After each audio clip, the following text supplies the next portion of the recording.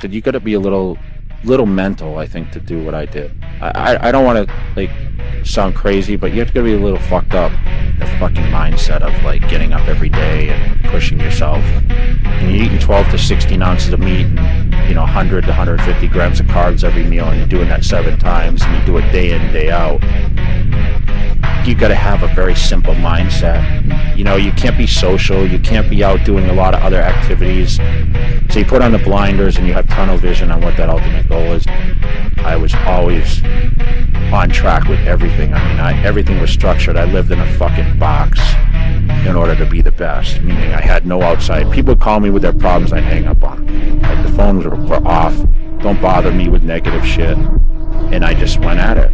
Like that's all I cared about. Like, that was what my life was like. It was like go full fucking throttle every day. That discipline was there.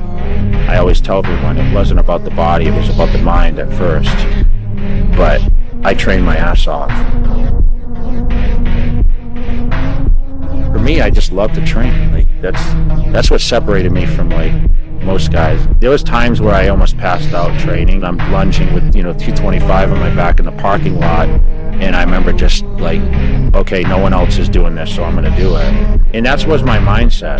That was how I like mind fucked everybody else. So I used to train in the middle of the night because no one else was doing it. And so people were like, man, is that the secret? Is that what Jay has to do? Is that what we have to do? And I did it almost to kind of like play mind games with the other guys. Only the crazy people come out this time. It's cardio time. But I was also a beast.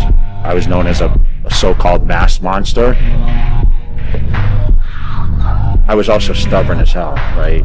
I was told I couldn't do this, I couldn't do that. I was told I wouldn't be a good pro. I was told I'd never turn pro, never win the Olympia, never win it more than once. After I lost it, they said that I'd come back and win it again.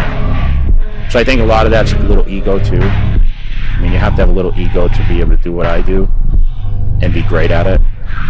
You got to do what's your passion. Otherwise, you're never going to succeed at it. You're never going to stay with it. You're never going to commit to it, and you're never going to give your full ability towards that goal.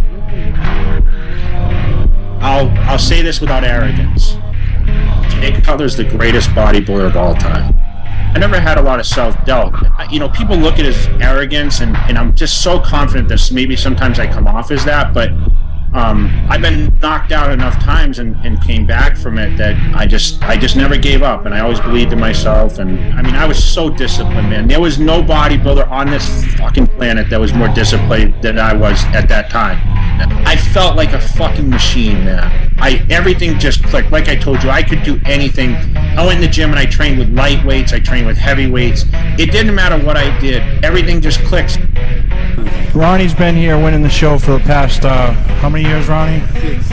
6 years. But this is my town, my home, my place. It takes a lot of time, but I'm dedicated. And I was just so young and I was so, naive. I really didn't know much about anything. I really didn't know how to pose. I really didn't know anything, but I had the physique, I had the structure. And once I learned how to eat, and learned how to, train properly, and, I wanted to be the best.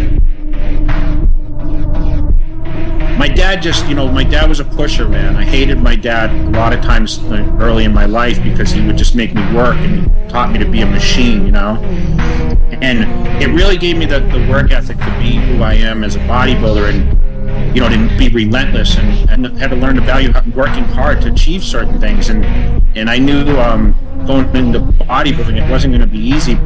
He's like, I'm telling you, you can beat Ronnie Coleman. Jay, I'm telling you, you're going to beat this guy. I'm telling you, Jay, you're going to beat this guy. So in the lineup, when I was standing next to Ronnie, people are like, holy shit, Jay's beating Ronnie Coleman from the front. It's the first time in my career that I actually knew, shit, I'm going to win the Mr. Olympia contest. I knew myself I would win it.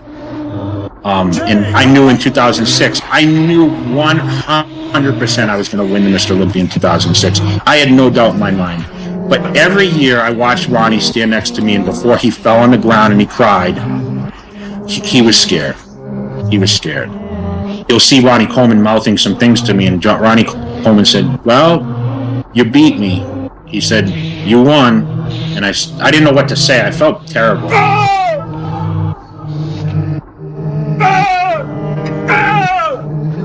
that losing and winning was the best thing that ever happened to me in my life, because the fans that hated Jay Cutler now loved him again. That's what I love most about my career, is that my body did the talking and my movement did the talking. I walked out on stage that night, and you remember, that was for sure the